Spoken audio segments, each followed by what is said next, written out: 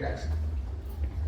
That was when I've never forgotten. In fact, that one is the one that threw me. Do you look back at that and say, hey, maybe I was going too hard. Maybe I was reading into it.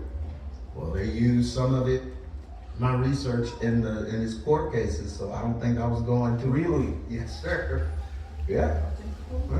And it was what God revealed to me that he was doing. And not just him, but anyone who, submits to the Aleister Crowley's, teachings. Because he taught musicians how to channel an old one. So did you hear that? Yeah. Aleister Crowley. So if you remember, you might not remember, but you can go online and look, and I should have put it in. There was a Beatles album that had all these pictures of people that inspired them. And you remember? Yeah. Was it a Sgt. Pepper album? Yes. And right in the corner, Aleister Crowley was there. Michael Jackson had the same, not the same. He had a album cover. Yeah. Same thing.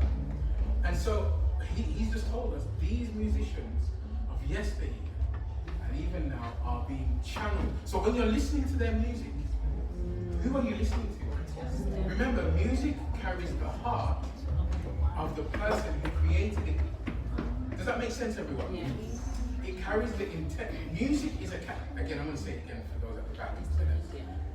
Music is a carrier of intent. When you hear the notes, you're not just hearing the notes, you're not just feeling the notes. You're feeling the intention and the ideology and the religion and the person. Does that make sense? I really, if there's anything that you take away, that's it. Because really, they are putting themselves into that music, their values, their beliefs, Everything. And you are subconsciously or consciously taking that on board and processing it. And you regard it as innocent. And because you regard it as innocent, it is more impactful. Right.